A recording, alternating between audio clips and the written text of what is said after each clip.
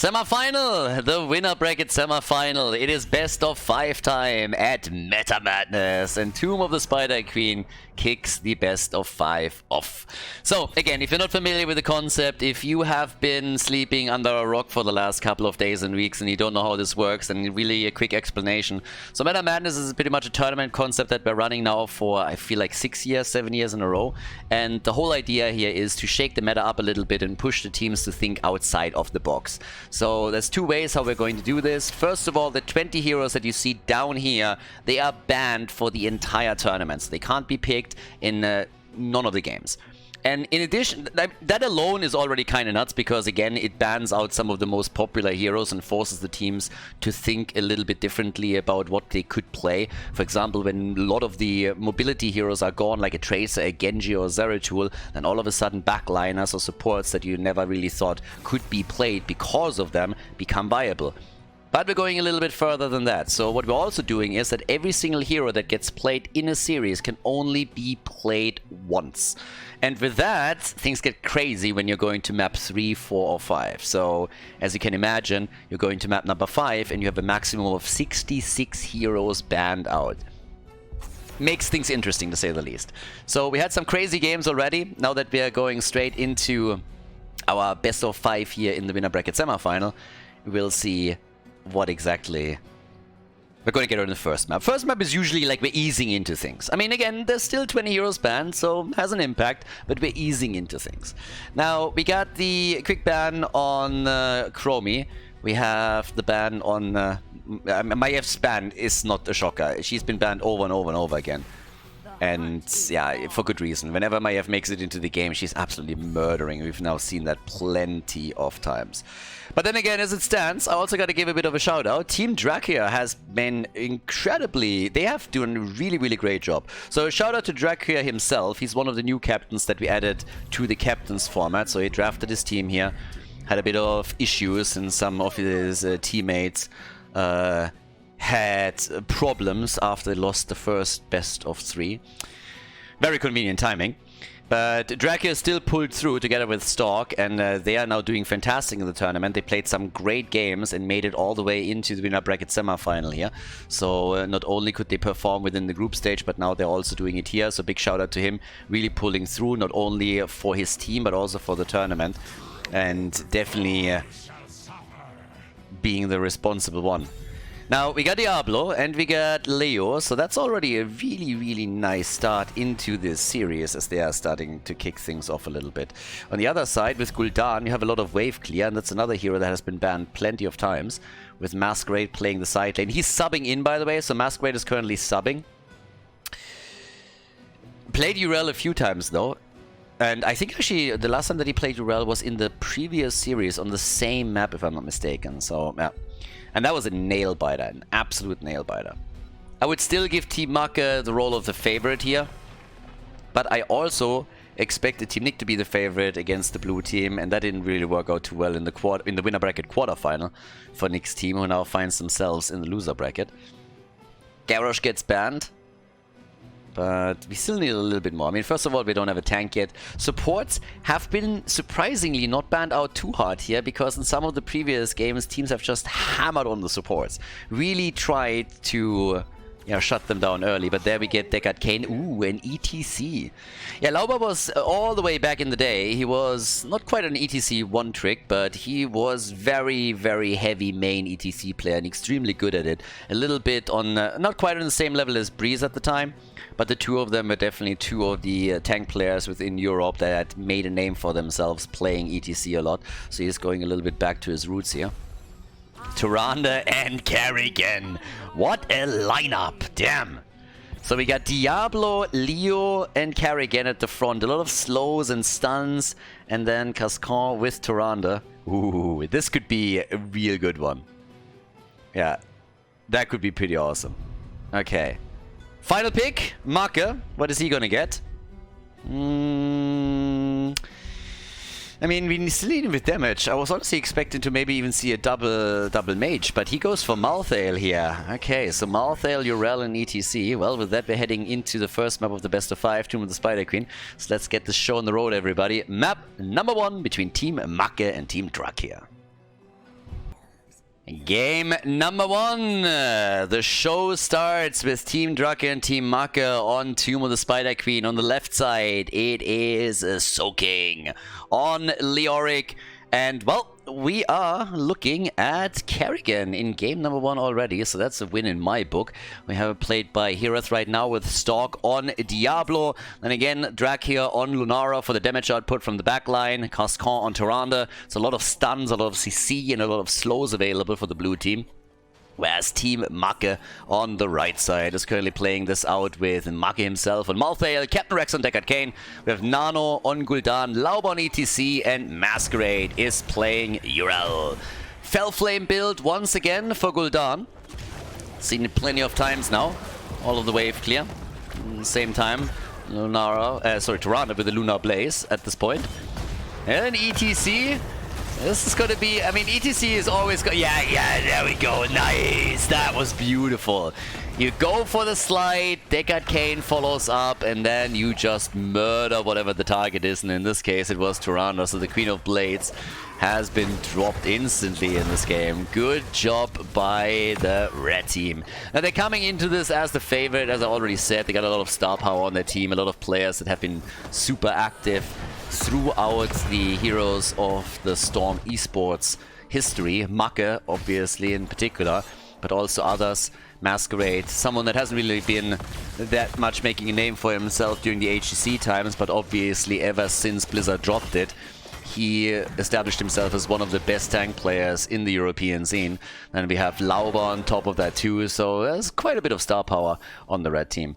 But the blue team has been doing well. They are also looking at Bishops, who finds himself in this weird situation, honestly, in this tournament, where he can't play as Hanzo, that is obviously so known for. But he's been delivering for them time and time again. And at least one of the heroes that he can every now and then get into play is, for example, also Cassia. He's been playing it quite a bit. But yep, either way, as I've been talking about it, in this case they're actually not playing with him, my bad. So they had him earlier, subbing in, but off we go. Here at the combo, but doesn't misses the heroes. They're still trying to see if they can maybe get a little bit more done. And look at the level 4 here, we're getting the gift of the Naru. Okay, so a bit of an adjustment for Yrel already, as at the same time we got Deckard Cain again with his potion. Yeah, on top of that, with the level 4 talents, I mean, we have only seen the single kill at the beginning of the game, but now here's the mark of mending. We have 2 stacks already for Tyrande on her level 1. Camps are now being put into focus a bit more. And as, of course, the teams are both getting more and more gems, we're also going to see soon turn-in attempts. But it looks like the early game belongs firmly to Team Makke. They are able to come in again, take down the Siege Giants, push the blue team back. Wasn't for lack of trying.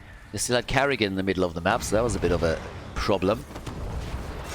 So they're doing well collapsing onto the targets now. Both teams have taken previously their bruiser camps, and now with another slide, another attack, Drakyr finds himself in trouble and gets dropped. Nice. Very decisive plays now all of a sudden from Makke's team. They needed a little bit of a warm-up in the previous series. When they played in the quarterfinals, they lost the first map, but then really got their act together very quickly from map number 2 to map number 3. It was honestly a constant back and forth for a long time, but towards the end in particular, those combos were coming in clean, and that is what's happening here in game number 1 of this best of 5 too. They're going for one kill after another, and oh my god, they are really rocking it, and that's a lot of gems that they are now able to take away from the boys in blue. That is I mean, this is real strong. They can go for the turn-in. They took so many of their gems away as a huge opportunity to get a massive lead in this first game, especially since they're already looking at a level 7 talent. And Drakyr gets caught again. This time he might get out, even with Deckard Cain stopping him. They can't get the kill, but the fight continues. Gets pushed away. They're going for Tyrande here. Masquerade gets stunned, and they're hitting him, but I don't think they can take him. Here comes the spray game once again on point. He knows fully well they can't get the kill against him. But yeah, that is quite the performance from Team Makke. But of course, at this point, you got to make sure that you're not getting too greedy, that you're not getting too condescending here, and you turn in your gems and play it down diligently and disciplined. Huntress Fury on level 7. Diablo with the Malevolence. And Masquerade found himself the target of this little duo down at the bottom once more, as the red team is attempting to turn in. They still have an opportunity at the top to deliver the gems. Masquerade obviously holds 20, so eventually he wants to get rid of it too. Tyrande, quite useful here, as she also can simply move in, drop a quick owl, and then interrupt, or a stun. But in this case, the stun comes a bit too late, so she gets another stack for herself, but they still get the Web Weavers, so good for them. And they are getting closer and closer to level 10. There's actually a chance that they're going to hit level 10 with this push. Now that they're taking the minion wave in the middle and hit level 9, there is a chance that they're going to get their heroic abilities with the push. Maybe towards the back end of it, but either way, that would be impeccable timing if they can pull that one off. Just play this a bit slow. Maybe it's just gonna hit afterwards. But I mean, either way, they're on 9.5 already, and they're really starting to push these lanes out. Diablo is done with his quest. They're jumping down to the bottom of the map to try to get the value there, abandoning the mid lane more or less. But this should be the first fort of the game. I don't think that this can be held by Team Drakyr, because level 10 is gonna hit. It's gonna be here, and they can't do anything about it. So yeah, once that they're picking this one up, that's gonna be heroics. There they are, so the fort falls. They get the fort. The old man telling stories. We got also the last rites, Horrify, Mosh Pit, and Team Drakyr has to scram. They gotta get away here. They gotta get out. There's nothing that you can do in this situation. You just gotta sit tight, let it happen, wait for level 10. Thankfully for them, there's not too much that can be done by Makke's team now. They can maybe turn in the Gems of Masquerade once the Web Weavers are all gone, but that's about the only thing. So that finally happened. 35 gems is something they want to get rid of as quickly as you possibly can. Yeah, spray gaming is there. And Masquerade really likes to tease people a little bit too much, but at the same time, if you're gonna hit, bro, then yeah. Starfall is in. We also got the Apocalypse and the Ultralisk. They're poking Masquerade out just a bit. And he's still dancing around here, trying to go for an interrupt. Gets stunned. And yeah, gets Swiffered. But they can't get a kill here. You're killing Urel with only the two of them is pretty much impossible at this point. But the party still continues, and there's 23 gems turned in by the blue team. They are hoping, of course, to get a turn in themselves. That was a bit optimistic. I mean, the last rights in that situation against Leoric, I know he doesn't look good. I mean, the guy is skin and bones. But that did not drop him. That was a bit too soon. That, on the other hand, is 37 gems and nearly a turn-in for them now. Good stuff. They're 6 gems away of getting the second turn-in. You're letting Masquerade turn in that easily. That's a bit of a problem. That shouldn't have happened. Should have at least had him work for it. 72 gems now in the hands of Team Drakyr, but, well, there is an opportunity for the red team to get the second turn-in the row. And Nano is aiming for it. And he's gonna get it. He is gonna get it. Well, yep, that is. Blue Web Weavers. He got interrupted by Tyrande, and the Blue Web Weavers are coming down since at the top they turned in. Mosh Pit. And he gets out. What? He was about to die, and then he Mosh Pits them, and they are able to keep ETC alive as the chase on Diablo dropped him. Bambi gets also murdered. Lunara absolutely crushed in that fight. Dibbles at least is back, but Lunara is of course down for the count, and she's the only range damage that they have. That's gonna make this attack very tricky. Deckard Cain uses the secret counter against the Entomb. He walks away from it, and ETC dies. And the old man, yeah, commits Sudoku. Yep, honorable Subaru by Deckard Cain. He thought he could get some gems. He got a little bit greedy there. He saw all the bling bling and was like, ooh, shiny. And then he got murdered. So now we get level 13 talents for Team Makke, for what it's worth. But that's all that they're getting right now, because the push is still going on. Initially it looked like a perfect defense with 2 heroes being killed. But now things are very quickly deteriorating for them. Now at least they turned most of their gems in. But Masquerade also had some trouble now. Got attacked too. And, well, with that, all the way up at the top. Herath is still pushing. Stork is sitting tight. Yeah, Mark of Mending is in. And there's also the Chrysalis that we now have. Plus, with the Fell Armor, a little bit more synergy towards the level 1 talent. They want the next turn in though. They got 6 gems on Makke. He's the only one that has to turn in. Diablo with the engage. Kerrigan starting to take over, but that's a bit of a problem. Heroth has to jump out, and they're still not giving up on the kill. They still want it, but they can't get it that easily. But they got the turn in, so that's already worth quite a bit. They have another Web Weaver wave touching ground in a couple of seconds here. They want the kill, and they get it, and this time it is a stack for Malthael. The Entomb still got dropped though, and they are low, but the kill doesn't happen. Makke! Kerrigan gets the kill. They take Bambi down. So it's 2 kills versus 2 kills, and this party isn't over yet. Nice move by Leo. He knew that he would die to the last rites, but he at least allowed them to get 2 kills thanks to the Entomb that he dropped just a second later. Job well done. 4 kills to 8 now. The advantage for Team Makke, but how much are they going to get out of these Web Weavers? The bot lane fort has already been destroyed a bit earlier today, so that didn't really do anything for them. In the middle, Web Weavers got defeated, and at the top, Kerrigan is just doing her thing. Yeah, nicely done. I mean, this was a great defense from Team Drakyr, all things considered. So they are now still very, very close to another turn-in, and they also have the chance to catch up in experience. Soaking, he had to sacrifice a few hit points.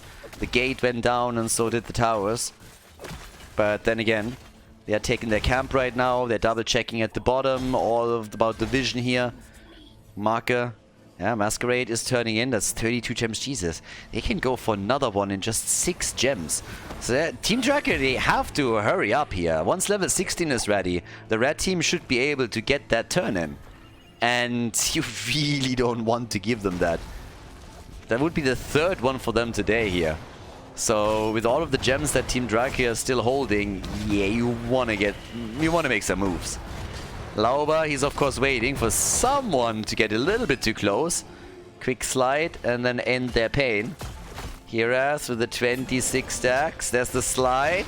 Alright, Lauber, they want to go for Stalk. Stalk is in trouble, but they're turning it on ETC. Ah, the last rights. Great play.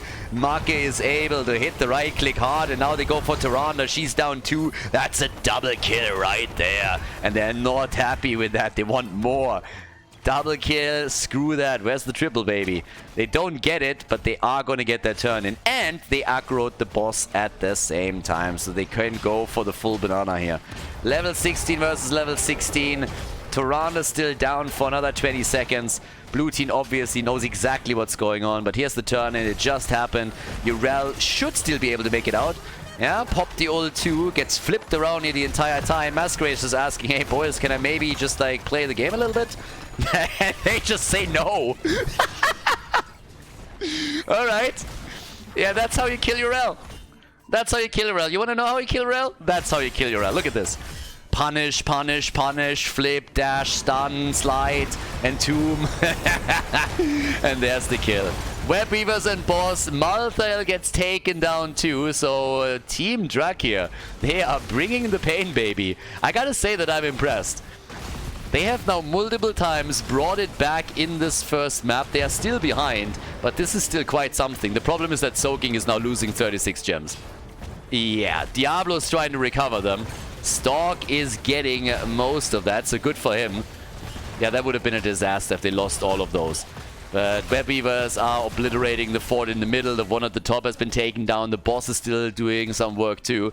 And down towards the bottom of the map, obviously, the wall has taken damage earlier on already and is now losing more. That Web Weaver needs glasses. That shot went nowhere, baby. Yeah, Web Weaver needs some glasses. And in the middle, they need some support for Stalk, and he's getting it. Tyrande is close and is helping out. Nano gets done, Kerrigan. But here comes Captain Rex. Tells a couple of stories and allows Masquerade to jump out of the fight. But Deckard Cain is a bit low as a result of it. The Ultra is still chasing him. And the keep at the bottom of the map is taking damage. It's down to 50% HP. I'm not quite sure if they're realizing that. So it's not falling 100%, but that is a lot lower than they probably anticipated them to be. So, that hurts a bit. 23 stacks for Tyrande on her level 1. Tyrande at 25,000 damage. Therefore, nearly the same damage that we're having for Kerrigan here. Just saying. More damage than Urel. So Tyrande is hitting it. she's hitting it hard. Lauber can still turn in. He has 10.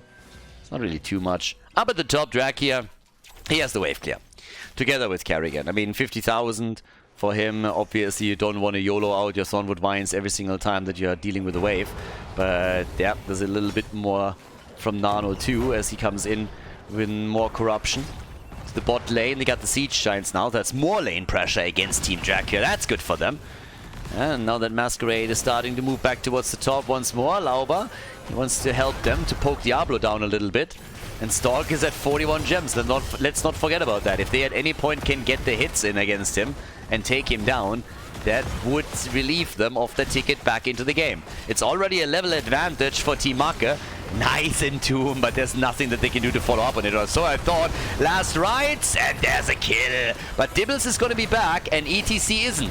ETC fell too, but the choke point is murdering them. Deckard Kane is dead. They get the Kerrigan kill, though. Leo dies too. The camp is claimed. Kaskor runs away with all the gems. He gets 45, but now they have level 20, and they got a camp at the bot lane, and they have another one in the middle. So they are going to aim for the first keep of the game, and they should be able to grab that with maybe not 3 versus 3. Maltail is a bit too low, I suppose. Alright. Maltail was too low, couldn't really fight here, so it was essentially a 2 versus 3, and against all these stuns they didn't want to deal with that. 3 stacks on Maltail's level 10, by the way, so that's a 15-second cooldown reduction that he's talking about now. Still plenty of gems for the blue team, but obviously over the course of the game they've lost a fair amount.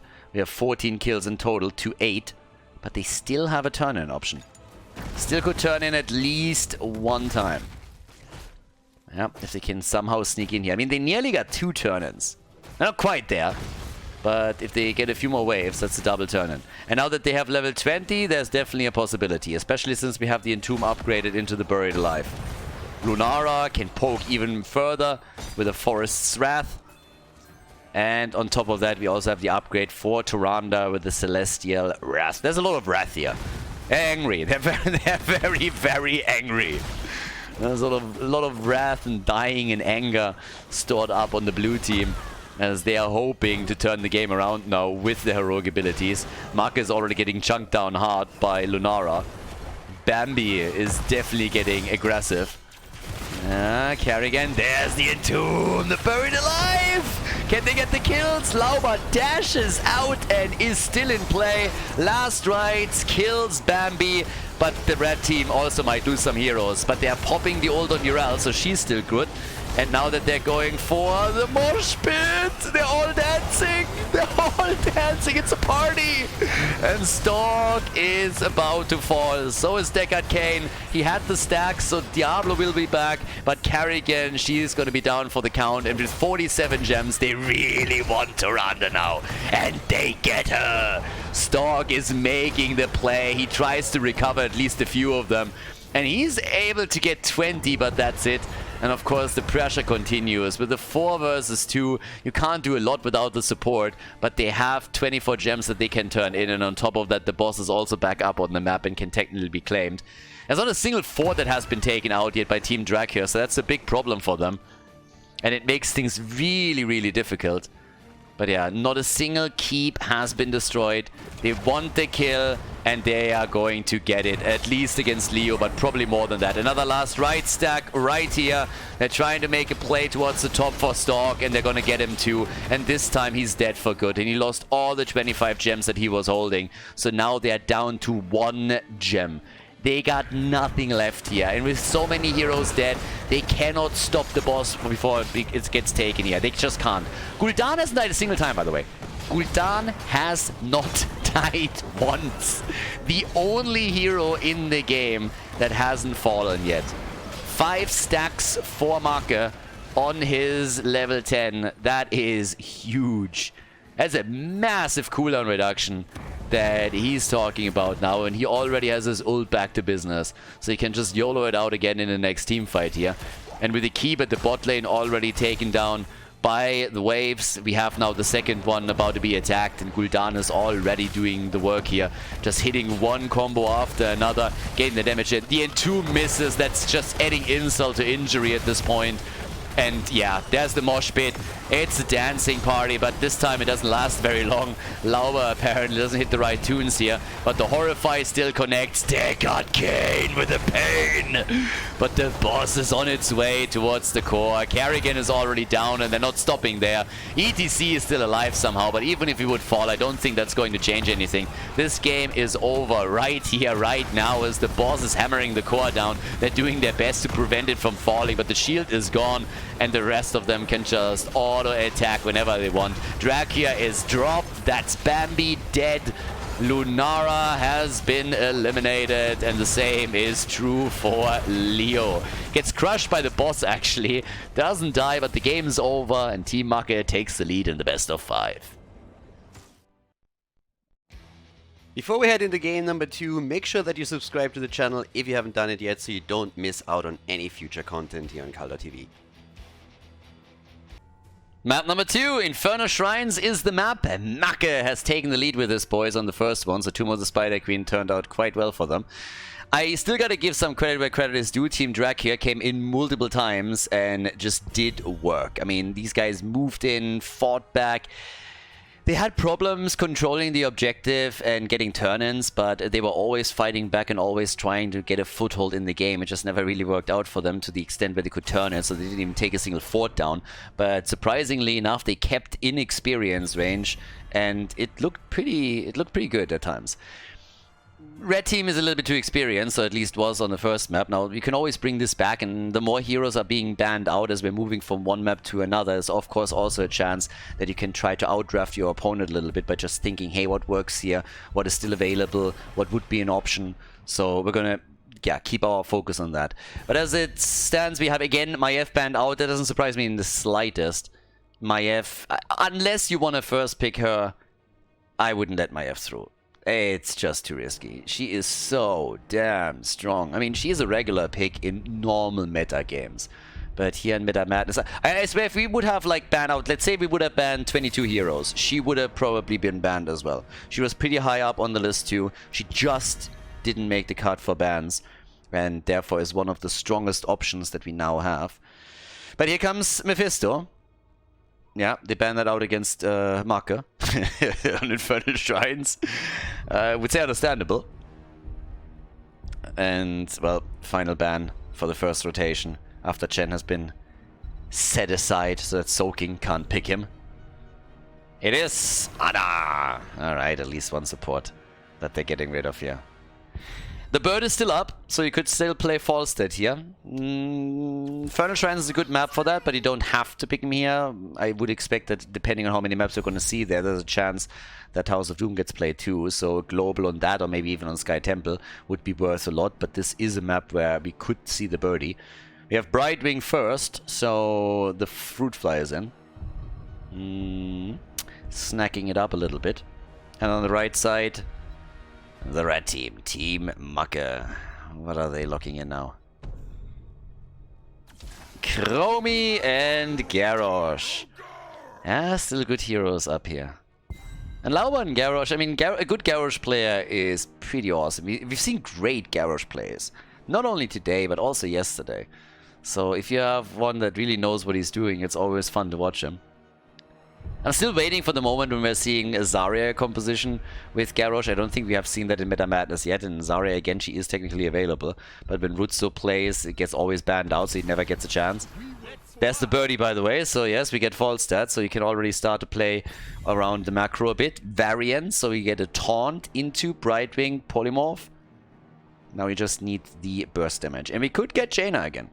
I've seen Jaina a few times now, but that's another possible pick here if we want to mage it up a little bit.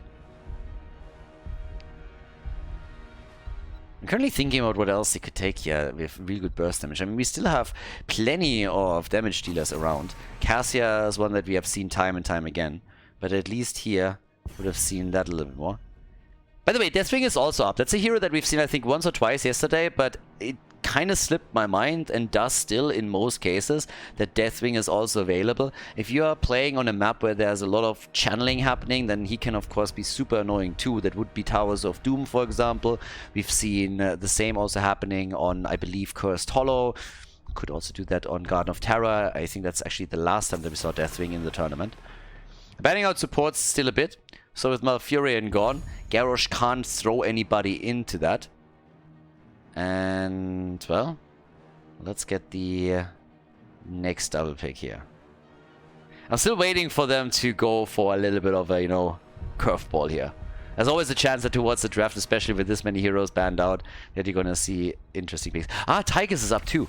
So, there's Zarya. Nice. I knew it. Awesome. And we get D.Va. Ooh, a double Overwatch there towards the end. Now, still, Tychus is up, so keep that in mind. That's definitely something that we have to watch out for. Because Odin is great on the map. But, yeah, he's gonna get ping-ponged around quite a bit by this. You have D.Va for this positioning, Garrosh too. So, I don't know. There's Sonya. A lot of spin to win. And there's our boy, Tychus. Get the Odin into the house. It's about damn time, baby. You're right. Yeah, map number 2, the final pick. They need a little bit... No, they need support. I was about to say they need a bit more damage. Support might be good. They got Zarya for damage and they got Chromie. They got plenty if they coordinated it well. But yeah, there comes Uther. So we get Uther. Infernal Shrines, map number 2 between Team Makke and Team Drakyr.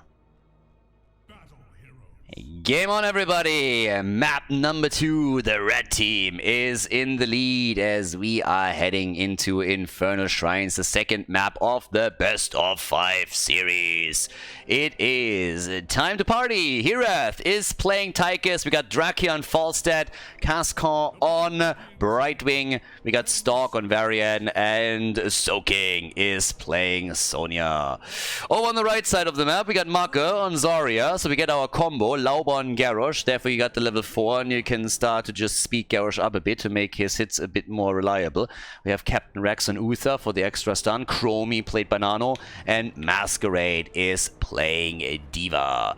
So, good stuff. Let's check that out and have a little bit of a look over here. We have first and foremost on level 1, Chromie as usual with the deep breathing right here. We got the pro moves on the first talent level for D.Va. Yeah, and with the birdie, we have some side laning going on. So it's not only Sonya that moved towards the side and did her thing, but also, yeah, Drakyr starting to get some stacks together on the level 1, but also moving back fast enough so that he doesn't get hit by that gank that was coming his way. But Stalk gets caught, and that's a problem. Brightwing is trying to help him out, but now they might both be in trouble here. The flip forward as Uther is body blocking and hoping for another stun, and that is a kill on Stalk, and Brightwing is also dead. That's the problem. When you're the fruit fly and you're trying to come in to help your teammates out, then you are in real trouble. So there's that. Easy double kill for the red team. That's obviously a fantastic start for them in this tournament on the second map. It's pretty much exactly what they're going to try and do here. But in the meantime, the opportunity to go for a few of the camps is also being taken.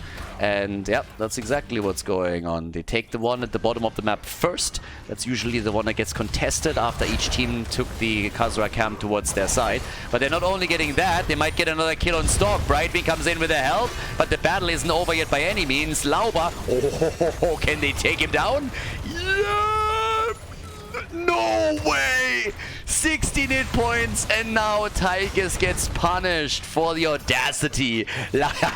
Yeah, shut up. Lauber's sitting here is like, look at me. I'm not so sure if that was on you or on your teammates, my friend. But yeah, congratulations anyways. Lauber made it out. But boy, now they got the level 4, and that gives us the speed barrier. So yeah, here they go. Jeez, they are murdering it, boys. Honestly, Team Makke, he really decided at some point that they don't want to waste any time here anymore. They realized in the quarterfinals that it could be a real problem for them. They don't want to drop down into the losers bracket, so instead they're just absolutely crushing. Ever since they started the best of 5 here, they've really been pushing it. not only on map number 1, where Team Drakyr was able to hold on for quite a long time, but always felt like they were on the back foot. But now that we're in map number 2, we at the 2-minute 40 mark, and they've already broken through the wall and have the fort down to 60% HP. The objective is just now starting up, and they are already leading in experience. They have 4 kills to 0, and are just dominant with that Zarya composition. Now, there's a lot of survivability, of course, on that team, and really a lot that they can do. But they missed out on the opportunity to take their camps. That's maybe the one downside from the way that they've been playing this. They don't have anybody that dealt with the shamans, and therefore, yeah, topside gets pressured against them. D.Va has to take care of it. But it is pretty sweet. Now, either way, at this point, we got level 7 talents, so that's another big hit. Already the Möbius loop is in.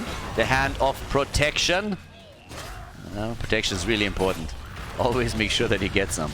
And the bigger they are is there as well. Oh, soaking? Yeah! Died mid-leap. In the middle of the air. Got thrown around and mid-air kill, and now Stalk is dead too. Boys, that is some nasty shit that Team Makke is pulling off now. At least in the early game, they are absolutely crushing through Team Drakyr like hot butter through cheese, as they are coming in with one kill after another, picking them up basically at random. Whenever pops their head out, they're going for the kill. Lauba's spray game, by the way, is just weak. This is some weak shit over here. Heroes of the Storm spray, really? That's the best that you could come up with? I mean, come on, bro. I thought you were better than that. I thought you were better than that. But that is just disappointing. Standard spray and nothing else, but they are pushing for the bottom key ball. And the Punisher... I mean, honestly, at this point, the Punisher looks like an oversized minion. Gets baited over and nearly instantly taken down. This is only because it's the first Punisher in the game. But they are now ahead by more than a level. And it's pretty crazy. I mean... yeah, it's a trap. Not really. They don't all fit into that bush. The party bush is nice and well, but it's not that big. By the way, look at the stacks for Falstad. Falstad is sitting at 60 stacks. 60 stacks already, that early in the game. Okay. That could be an interesting late game. I'm not sure if they're ever going to get to a balanced late game, but if they do, that might be wild. So yeah, Stalk gets attacked again, and I think they're going to run him down here. The stuns are just hitting him. They're absolutely murdering the poor boy. And now they go for the second kill, soaking. I mean, I think he was supposed to soak experience, but the only thing that he's soaking right now is damage, and quite a lot of it. So level 10 abilities, yeah, there's more stuns coming in as they're going for the Divine Storm. It is just a disaster. That combo, oh boy, that front line alone. Team Drakyr, they need heroic abilities. Yeah, they need heroics. And even then, I'm not sure if they can turn this. Now, Falstad has 16,000 damage and is keeping up with Chromie. That's the only glimmer of hope. If Falstad... I mean, to be fair, let's think about Falstad in his stacks a little bit. If he ends up at 5, 6, 700, then I think they got a chance.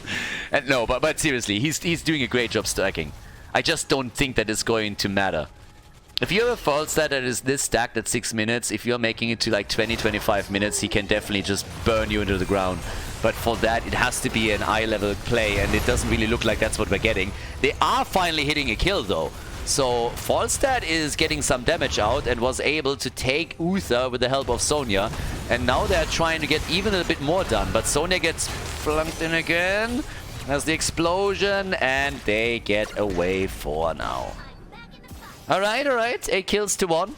Objective isn't up yet, but that's something that they have to deal with eventually. And the birdie is still doing his thing here. They also got to deal with that camp. There's the taunt. And can they get the kill? Lauba! Nicely done by Drakyr. They saw it coming, turned it around, moved away quickly. Yeah, but they're taking that camp down, and now the shrine is about to activate in 20 seconds. So they're fighting back as best as they can, but they're a level behind already. Soaking with a bit more spin to win, desperately trying to get to the rest of his team. But, well, in the meantime, the back gets attacked and Zarya's nearly down. Drakyr was about to fall. Chromie wanted to hammer him. Couldn't get the kill, but they are able to take Sonya down. Sure, she's dead. Lauba is low, so is Nano, but they all survive. And that, at the end of the day, is all that matters here. Drakyr is literally the only one on the team that hasn't died yet. But they gotta give up the shrine again, and to make matters worse, the level 13 talent makes it nearly impossible for them to re-engage into it, because that is what Team Makke is gonna get now any second, and here we have it. 89 stacks now for the birdie. Yeah, once again, there's little movers there. I mean, there are 23 stacks. Even with Tychus holding Odin, they're not gonna go for that. So they're trying to burst onto Earth here. Yeah, but they're still going to be Gucci. And going to be fine. With Falstad, you can side lane soak and try to get some experience for the team and then join the rest of them. They also have Brightwing. So technically, you got a double global that you can play around a bit. And off we go. So they go into the middle. The fort is going to be destroyed here for sure. Down to the bottom of the map. Soaking. This time he's soaking experience and not damage. This seems to go a little bit better for him.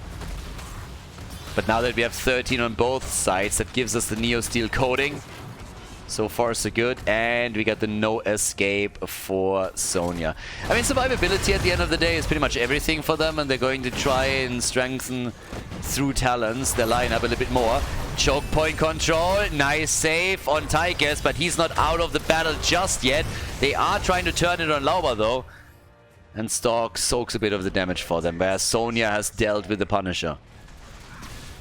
Now they still have one fort here, but they need to get that damage connected somehow.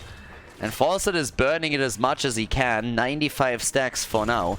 Should still be the top damage for the team. And actually it's Tychus that's taken over with the 24,000. So yeah, hasn't really used Odin a whole lot, and they couldn't fight for the last objective. So he didn't stack up the damage there. But off we go. We got on the right side more camps now up on the map, and they are being taken. Uther has died. He's the only one that has been dropped so far. There's the taunt. They try to go for him again, and he gets out. The fight continues. Big stun from our boy Uther, and Varian is dead. Captain Rax made it out. Varian down for the 5th time now. They don't like him. They don't like him one little bit. Every time he moves towards the front, their stuns, slows, body blocking, and they are starting to go for the next potential kill as they are attempting to take Tyrael down. The Gust being used here, helping him, but Sonya's still in trouble, and she dies once more. So it's not only Varian that dies at the front. Sonya is also having a really hard time here to sustain herself through these fights. We at level 16 now in the hands of Team Makke as they're moving in for the next fort. They're really trying to go for a little bit of a quickie at this point. So here we are, 11 kills to 2. The fort gets zoned out completely, and this one is gonna fall. But the battle isn't over yet. And with level 16, I'm actually shocked, if anything, that the blue team is even willing to battle this out or even poke against them. Now they're giving Drakyr a few opportunities to get more stacks together for all that it's worth. But I don't think that it's worth the risk that they're running. With level 16 talents, when I also got the gain train. I mean, the only thing that I'm seeing is a pain train, and it's a red one, and it is headed towards the left side of the map time and time again. One victim after another, so by now we got another camp focused hard. It's an entire level before we are seeing the blue team pick up their next talent here. 31,000 damage for Chromie, same for Tychus. Masquerade still sitting side lane here. And more camps are popping up, and they're totally uncontested. With the level 16 power spike, no way Team Drakyr is going to make a move here. And after this one is claimed, you can go down to the bottom, take the final one, and then make a move for the shrine. Birdie still hasn't fallen. The bird does not want to end up as in some KFC basket. Some chicken wing. So yeah, there's the 16. This is the fight. This is it. You got to shrine up, and now you got to make a play. This is the moment when you have to come in, use your level 16 talent and say like, boys, we're a level behind, this is the battle. If we're not doing well here, we're in trouble. And immediately the stuns, the ping pong, and Sonya is dead. They put everything on her. And now they have the 5 versus 4 advantage again. Soaking coming in from the bottom and straight up running into them in that little party bush was just too much. Explosion for the zoning. Odin is out. 33 stacks to 6. This is looking disastrous for the blue team. Yeah, they lost Sonya way too quickly here. And now we have another Punisher. And this time they can go straight up for the keep. Because earlier they already took care of the wall. Only 1 tower is remaining. Falstad is at the top, is putting some pressure onto the fort for all that it's worth, but defending is gonna be very, very difficult. And Sonya went Wrath, so it's not like she went Leap and is like super heavily on the squishy side. But there's the jump as they are coming in for the win. Chromie already has their 20, and they are gonna attempt to end the game right here. If they can get a few kills, that's definitely possible. It's all that matters right now. Already Lauber looking for some flips, gets one, gets the taunt, the Punisher with a big jump, and they get the Varian kill. They get the kill on Varian, and now the core gets attacked. What a game. Team Makke is pushing this one. They don't want to go to 5 maps. They've seen yesterday's matches and they said, yeah, that's not happening here. We're gonna go for the full party. We're gonna take this quickly. Down they go, and that is a 2-0 lead for Team Makke in this best of 5.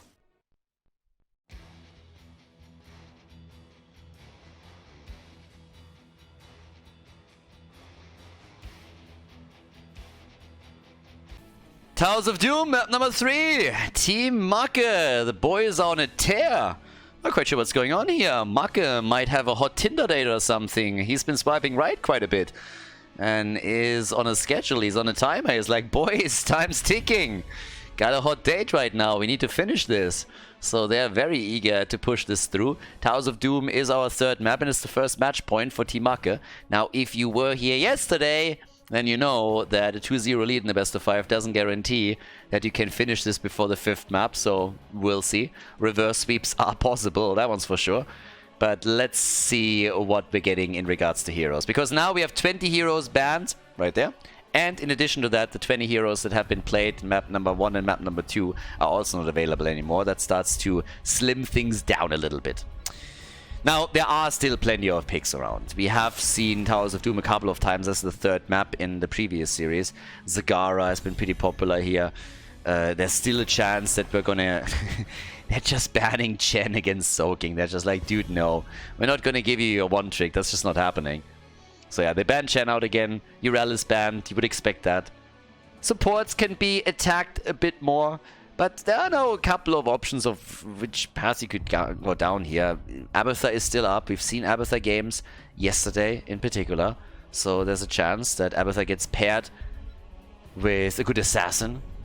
Or just a really nice frontliner. Suljin, yeah, they paid attention in the semifinals, didn't they? They saw Makke and they're like, that's not happening. I think that keeps Mephisto still up for grabs, right? Yeah, so Mephisto is still up. But yeah, Makke's Suljin was pretty crazy. Considering that in the semi-final he was up against 3 blinds, he did incredibly well. Had the top damage towards the end of the game, even more than Zagara, who kept up with him for most of the time. But yeah, late game stacking is just crazy for the troll. Karazim first pick, look at that. Yeah, they want to be aggressive here. I like it.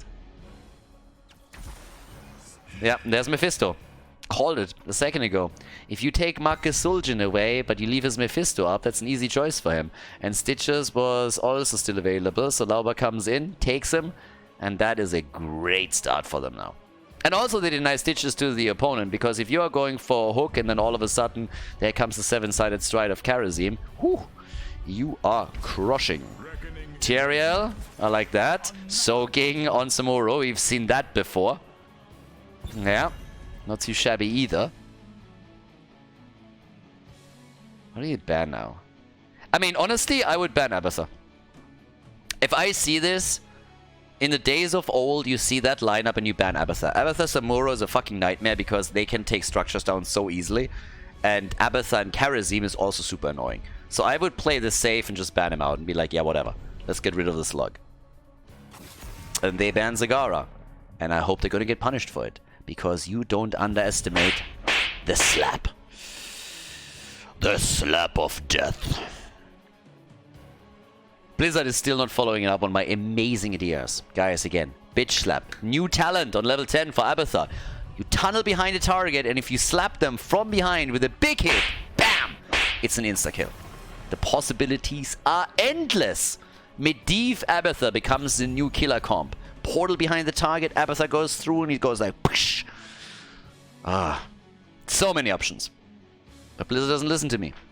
They never do. They never do. So, double pick, let's go. Cassia's banned out. They still need a support. But, yeah. Do they maybe take it? Malfurion together with Stitches, me likey. And here comes Zul. It's solid. It's really solid. So they have Zul for the rotations, we got Stitches for the hooks, Malfurion for the root, and Mephisto for Makke is always great. But now, do they dare? Do they dare to dream? You know you want it. You know you want to. Unleash it. Unleash him. Unleash the king. Hail to the king, baby. Ah, you fuckers. You're no fun. Imperius and Phoenix. Boys. My hopes and dreams are getting crushed here. We need game 4. We need game 5.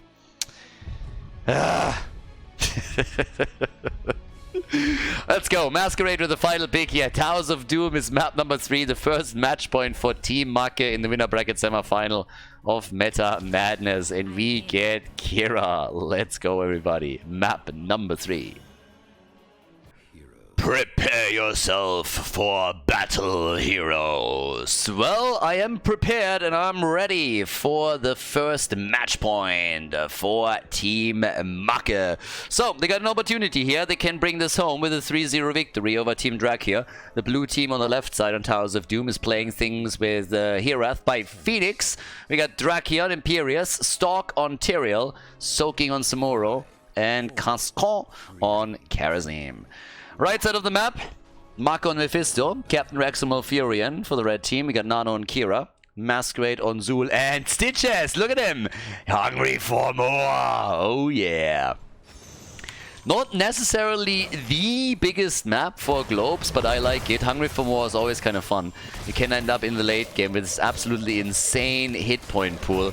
And I love it. That is something that Stalk has actually done in the past in Meta Madness. He played that in particular on Tomb of the Spider Queen. And they laid a trap, but they moved away from it too quickly, and the trap turns against them as Marcus shows them how damage is done, and Tyrael goes down first. Yeah, Stalk explodes, and well, as we talked about him, he went for Hungry for More, I think it was 2 or 3 Meta Madness ago on Tomb of the Spider Queen, and he murdered with it. I mean, he ended up with hit point pools that were like the 13,000 HP range, and it was nearly impossible to kill him. Since then, they nerfed the talent a little bit, but you're not only looking at a hit point increase, but you're also looking at a movement speed advantage. But yeah, it can be pretty solid. If you're stacking properly and you control the map and you stack towards the late game, you're ending up with a nasty hit point pool. Your Devour obviously kicks up on that too, and there's a lot that you can do with that. So yeah, but either way, we got in the early game at least a good start for them. They got the first kill. Lauber here is obviously dealing with the globes as best as he can, so he gets 1 more. And they might get another one here, and indeed they do. So he's already sitting at 4 globes. That's an extra 100 hit points that he holds. That's not too shabby. This early in the game, hell yeah. If they can go for a couple of their pumpkin camps, of course, that's going to enhance that even further.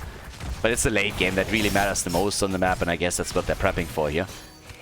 Either way, we gotta keep our eye on Samuro, because as we've seen in previous games where Soaking was locking him in, that can also be quite annoying. Yeah, Samuro right now 1 with the wind and the way of the wind. Whereas they are chasing Zul a little bit. But he hasn't fallen, so Zul at the top lane is still staying away from them as best he can. They take the camp down here. Topsiders, of course, taking a bit of damage as the 4-man moved in for it. And now in the middle, a similar picture shapes up in front of us. But they're trying to get a kill, and Laube is a hit point heavy boy, even in the early game. Even right now. He's not that easy to kill. He gets the hook, though, and Drakyr is dead. Yeah, these early game Stitches hooks, always nasty. Now, Phoenix made it out. Barely, I might add. But, yep, they go straight back down to the bot lane. Lauba with 8 stacks at this point. And Makke is just burning them to a crisp with Mephisto. Makke is the OG Mephisto in Europe. For the longest time, was the only one that played the hero at all. Then we had 1 or 2 players in Europe that started to mimic that a little bit and see like, alright, let's see what all the hype is about. But most of them didn't really stick with it, so Makke just played his Mephisto whenever he could. And then I casted the Korean-Chinese tournament, and everybody over there played Mephisto. I mean, every fucking body. And Makke was just sitting smugly in front of his TV at that point, and was like, see, I told you though, so. And all of a sudden, all over Europe and NA in the West, players started to bust out the Lord of Hatred. But Makke is still the OG, and he is crushing with him. So, well, we have the next altar up.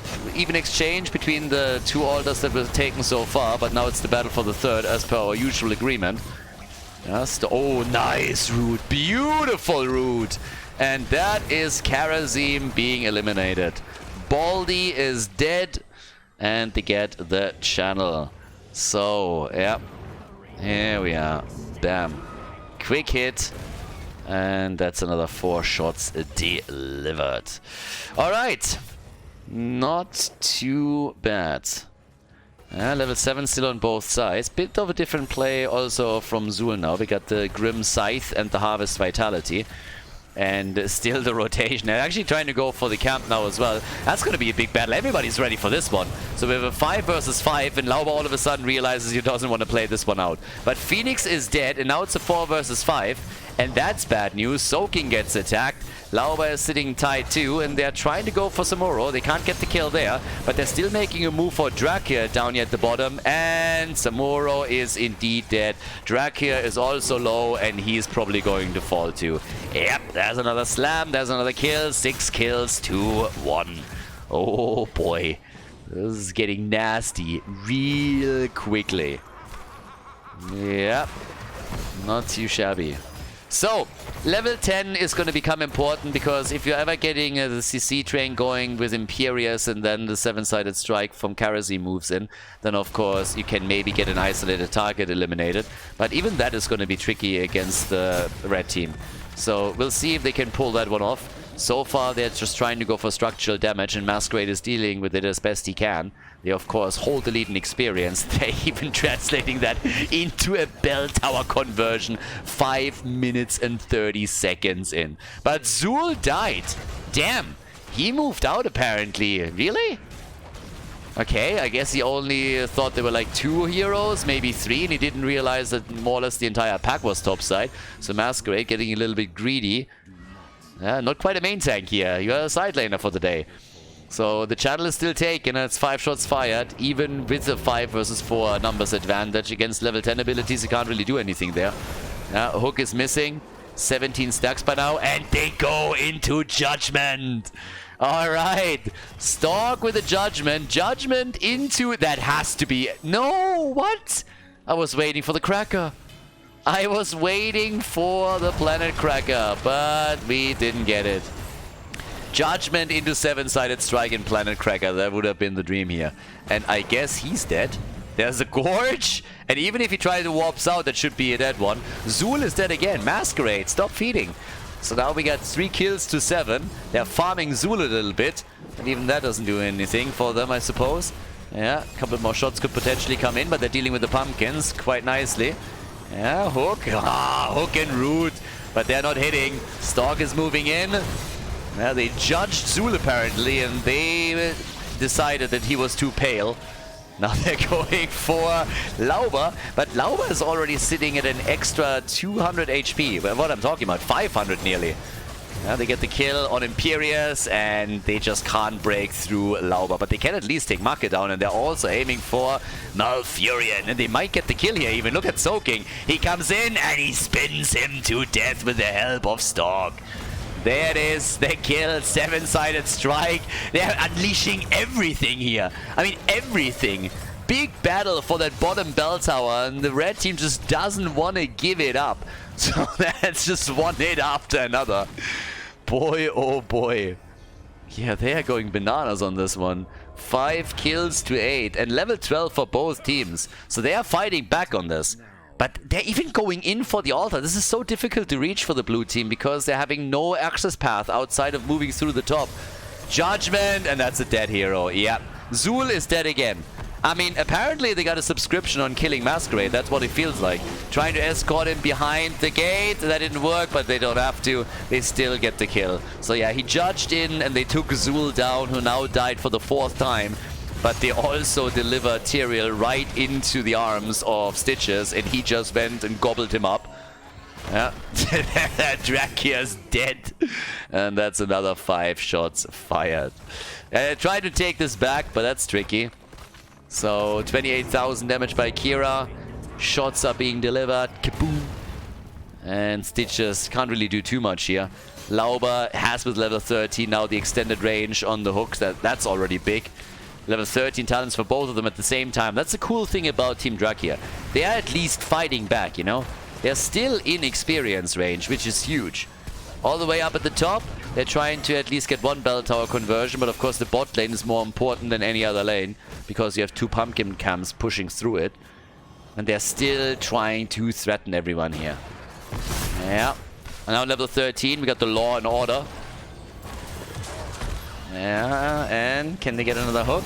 Lauber is not afraid to just move a little bit closer to the action in these situations. Yeah, he gets it. He gets it, and now they can go for another potential kill, even in range of the bell tower. The Judgment doesn't do enough, and that's gonna be another, yeah, 2 heroes down. 2 are down, and if 3 shots are fired since the pumpkins connect directly, putting it down to 17, but at least the conversion at the top happens too. So now we have 4 bell towers to 4, but the lead is obviously there for Team Makke as they're pulling ahead once more. 24 stacks also for Lauber. His hit point pool again is slowly and steadily increasing, and towards the real late game that is going to become a big issue. And it also makes him a little bit faster, and that can make a difference. That can really make a difference here. So he already has the 5% movement speed right now. That in and of itself isn't crazy, but once you're hitting the 60 stacks, you find yourself in a pretty good spot. And with you playing Gorge and then also probably going for Pulverize, you can of course close those gaps very quickly. Now, we still have the bot lane retaken, so they're going for the exchange. There's also a quick channel from Makke, but they're invading on the left side. But it's still, even with 6 kills to 12, we are having even talents for them. And look at the experience here. The minion experience is really where Team Drakyr is currently doing quite well. So doing a fantastic job on this, trying to keep up with the opponent so that not falling too far behind. I mean, still true that the late game is the only thing that really matters here on Towers of Doom. It's maybe not quite true. It's not the only thing that matters, but it's definitely what matters the most. Judgment is in, but, well, that didn't really help them. They're trying to isolate Zul, though, into the 7-sided, and Masquerade is murdered again. But Tyrael falls. Every time that Tyrael makes that move, he's in trouble. Now the Durance of Hate connected, but they couldn't follow up on it. Instead, it's now Karazim that gets hooked and killed. Another kill. This time it's Malfurion that dies, so both of the supports are now gone. 16 talents on both sides, and the action is still ongoing as Siereth warps out. The hook is hitting Soaking instead, and Lauber is low, and he gets killed. They were finally able to break through after all. Drakyr jumps away from Mephisto. 14 kills to 9. And the altar is still up. They're still fighting for it. Now they're going for Phoenix. He's dead. And it is just getting crazy here. It's getting absolutely bananas. Kills all over the place. We have 24 kills now at the 12-minute mark. 2 kills per minute. And the damage output from Mephisto is hitting, soon gonna hit 50,000. Yeah, soaking, nearly falling, but the altar at least gets claimed by the blue team, so they're getting 5 shots fired. It's 13 to 32 points. They are far behind, but this is still something that you can recover from. But you have to play a pretty spectacular late game here. So as it stands, we have still on a single kill against Kira, by the way. She is the only one. Kira is the only one in this entire game that hasn't fallen yet. Yeah, and talking about falling, it seems like we're going to get another kill against the blue team. It's Imperius that dies for the 6th time now, as they're trying to steal those pumpkins away and reclaim that bot altar, or sorry, the bot bell tower that they already controlled a little bit earlier. So yeah, here comes the next play. But this is where Abatha and Samuro would have been so great. Just taking these structures down. Now, obviously, that would have been a completely different game, so, I mean, duh.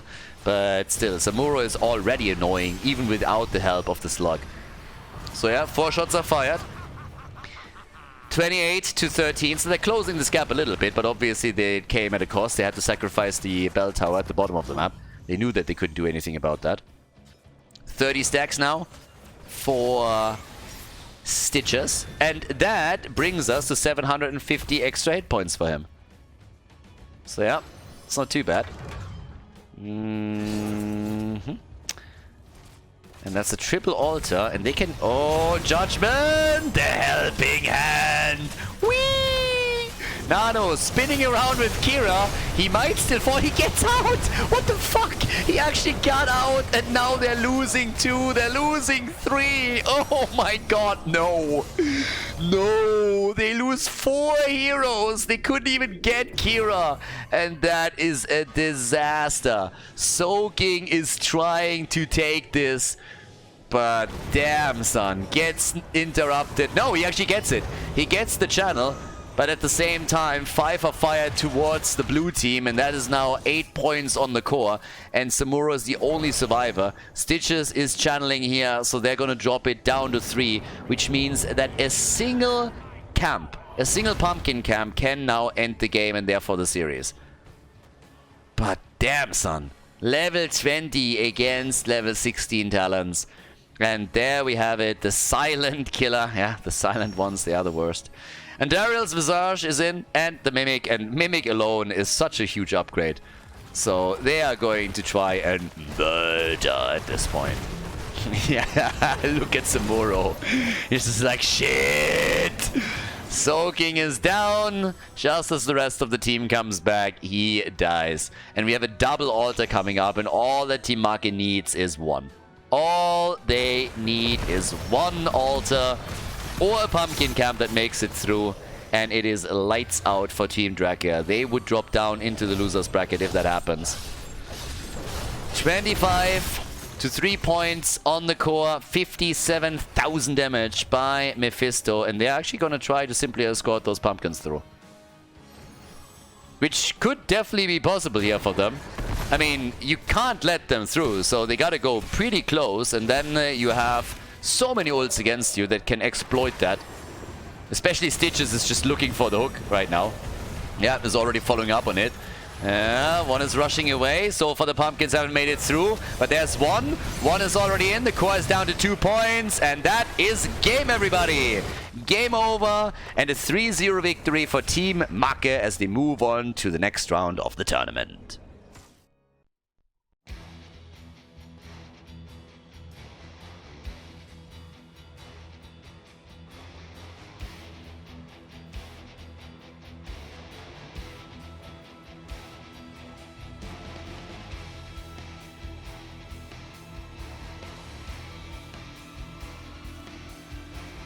Thank you everybody for watching the video today. I hope that you enjoyed the show and the commentary. And keep in mind that the spoiler protection that is going to run for the rest of the video is made possible by all the support on patreon.com. So guys, if you want to support my work, if you want to help me start new projects and keep the spoiler protection in place, please consider heading over to patreon.com/Khaldor. There's also a link in the YouTube description, and check that out. Thanks in advance, and see you guys next time with more esports coverage here on Khaldor TV. Have a great day.